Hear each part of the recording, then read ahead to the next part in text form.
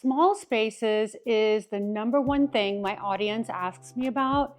And I get it because I have walked into apartments in Paris that were under 600 square feet, completely normal, by the way, and felt more considered, more beautiful, and more expensive than homes 10 times their size.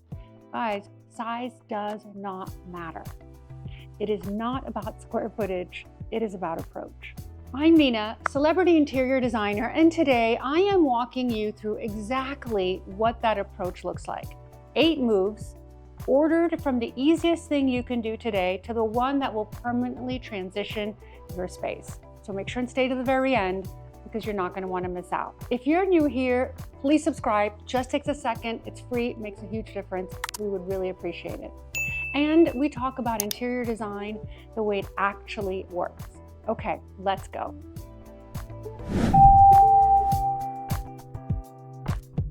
One significant plant, not many small ones.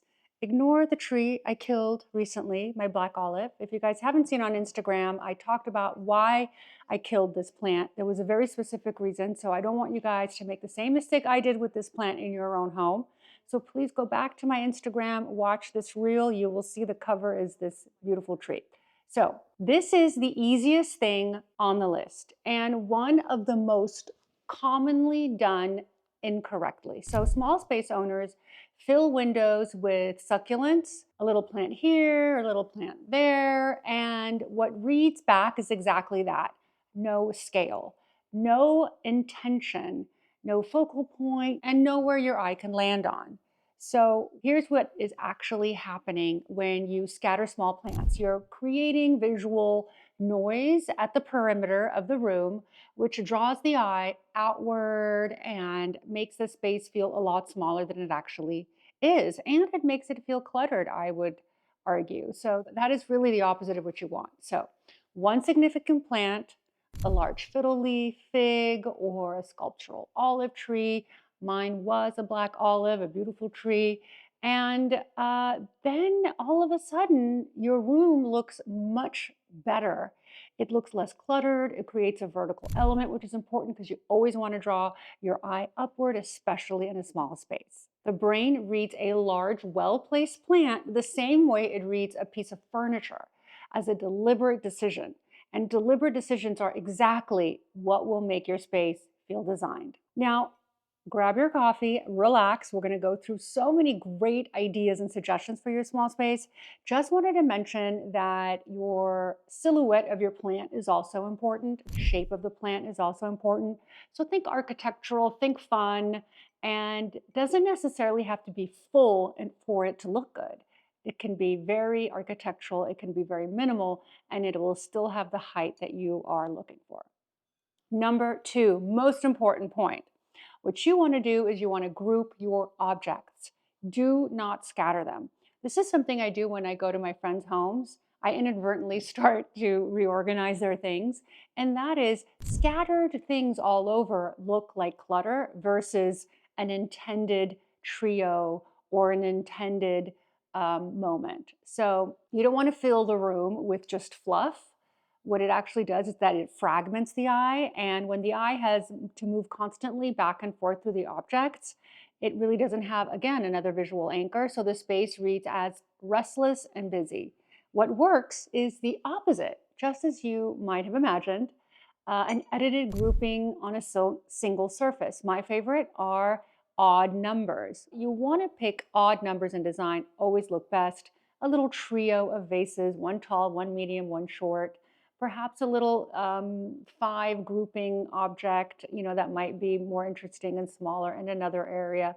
That is what makes it feel curated rather than cluttered. And if you have too many objects, do not be afraid to put some of them away and then bring them back. I always rotate my decor because I get tired of my things. And all I have to do is open my cabinets, switch some of the decor, and I honestly feel like I've refreshed my home. All right, number 3. Every seat needs a view.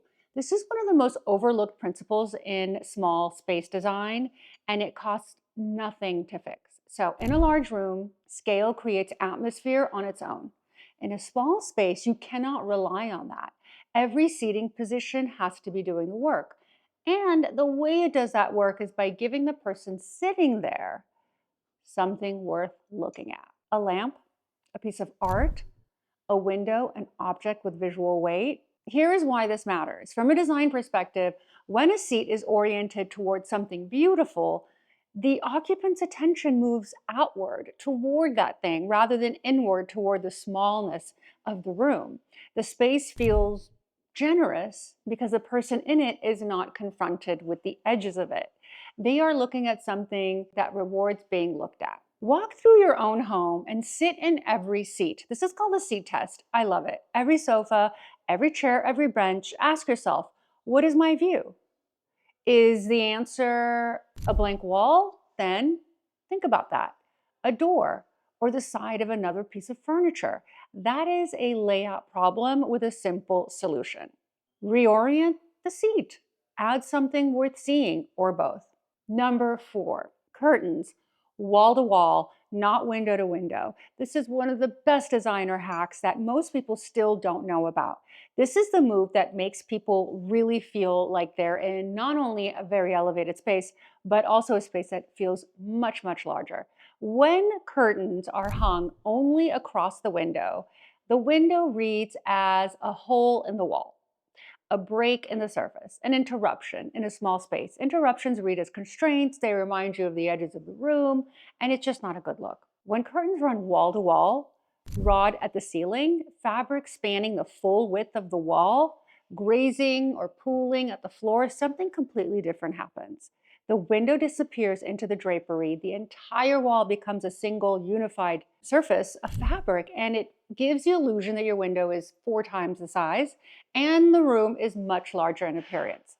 The eye reads it not only as a window with curtains, but as a designated wall. And designed walls feel intentional. They feel very generous, like the room was planned really that way. The ceiling height perception changes too because the rod starts at the ceiling. The vertical line of the fabric runs the full height of the room, and the eye follows that line upward. The ceiling does not drop where it would if the rod were mounted at the window height. Fabric choice matters. Go for weight and drape. Linen, velvet, interline cotton, something that drapes well when you hold it, something that has weight but is not crunchy and stiff. It needs to be a loose fabric so that it can fold beautifully. Okay, number 5, furniture scale goes up, not down. This is the most counterintuitive principle in interior design for small spaces, and it almost always makes the biggest change. The instinct is to buy smaller furniture for a smaller space with a smaller sofa, a smaller table, and then everything looks miniature. You feel like you're in a Barbie dream house. The logic that less furniture means more space, but here is what actually happens. Underskilled furniture floats. It sits uncertainly in the room, and the floor becomes a dominant element because there is too much of it visible. And a lot of visible floor in a small room just reads as a lot of empty room that was not properly addressed. One piece of furniture at the correct scale does the opposite. It anchors the space. It tells the room exactly what size it is. The proportional relationship between the furniture and the room is what creates the sense that the space was designed. So I always say, get the largest sofa you can for your space, and not everything has to be oversized. Now that you have a large sofa, then bring in something that is in scale to that sofa. So a coffee table that is at least 70% width of that sofa, and then you can bring in a chair or two, and those can be smaller in scale. The rule: before you scale down, scale up. A properly scaled sofa pulled slightly off the wall will always look more intentional than a love seat pushed against it. Please, please bring your sofas away from the wall, even if you just have a little bit of breathing room. What you cannot do is make underskilled furniture look like a decision. Number 6, remember we have 8, and this one is wallpaper specifically. Why a small space is exactly where to use it. For those of you who don't know, I just happened to launch a wallpaper collection, so shameless plug.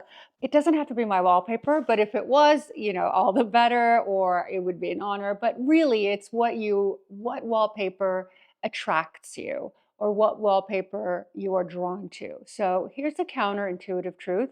Most people save wallpaper for large rooms and they're afraid to use it in a small space. And that is exactly backwards. Here's the decision. A small room with plain walls is a small room. The dimensions are the most noticeable thing about it. But a small room with wallpaper, especially a wallpaper like the one that I designed that is called French landscape, makes the room feel 10 times larger.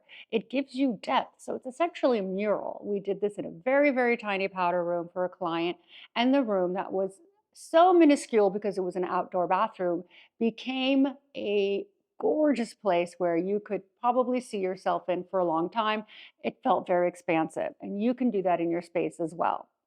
It's not just the pattern gives the eyes something to engage with other than the perimeter of the room. And that's why walls become the decoration, which means everything inside them can be simpler, calmer, and even more considered. This is really exactly the principle behind my collaboration for my wallpaper coverings. We're going to link them in the description section because I have a few murals on there that I think are just beautiful and they give your room a sense of purpose. We've got French landscapes, which are beautiful trees that I grew up with in south of France. We've got chinoiserie, which is something that just came out, which gives the room sort of a whimsical, beautiful garden type of an element. There's all kinds of wallpapers that you guys can look at, and they really set the tone for a very edited, very high-end room. So the link to the Eastern Blush collection is in the description section. And if you have been sitting with a small space that has never quite felt finished, this would be a great way to finish it up. All right, number 7, the floor is the fifth wall and you need to treat it as such. This is where most people leave opportunity untouched. In a small space, the floor occupies proportionally larger share of your visual field than it does in a larger room. You simply see more of it, which means a floor that is doing nothing, a flat, uniform surface with no pattern, no surface, no texture, no visual information is a missed opportunity. A floor with character does real design work, whether it's a herringbone parquet, whether it's a black and white checkered floor. There are so many great hacks. For example, you could do vinyl checkered floors that you can peel and stick onto an existing floor. It doesn't have to be an endless source of funds that you need to spend.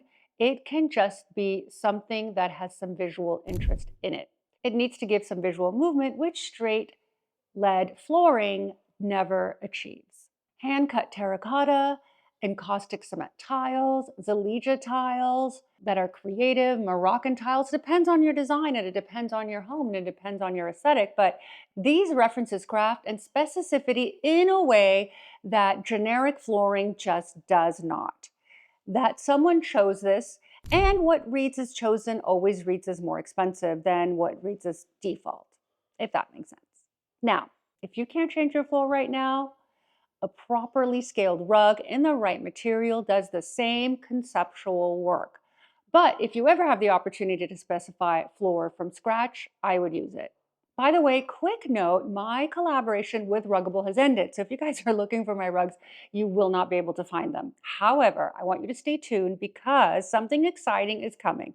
So if you're looking to buy a rug, hold that thought, and I will share with you very soon in our subsequent YouTubes. Number 8, the most important and most exciting, I think, point I wanted to make today, and that is lacquered surfaces and why they're having such a moment for good reason. You have seen this everywhere lately. Lacquered built-ins, high sheen cabinetry in deep, rich tones.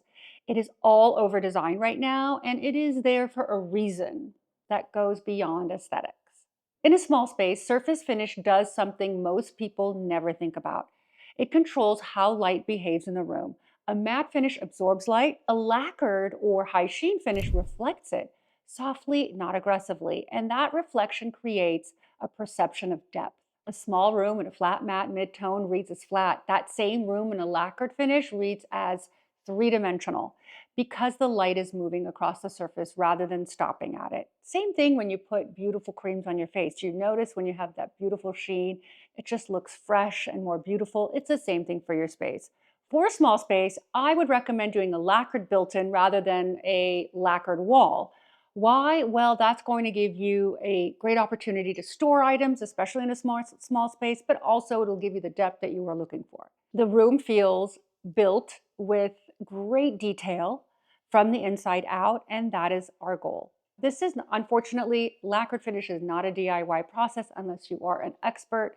You really need to get good lacquered finish, a good lacquered paint. You need to be able to do this. It takes a lot of good steps. So hopefully you guys can either buy something lacquered or get a professional to do it for you. Now, those are the 8 most important moves you can make today from your home so that you can achieve a beautiful, long-lasting, gorgeous, permanent space. We hope you enjoyed this episode, and we can't wait to share more with you next week. Thank you for joining me once again on the Red Elevator. I love you guys, and I want to hear if any of these 8 space solutions are right for you, or one that you thought was a little unusual that you hadn't thought of. I'd love to hear what you guys have to say, and thank you again for joining me. I'll see you guys next Sunday, and YouTube thinks you're going to like these videos, so keep watching.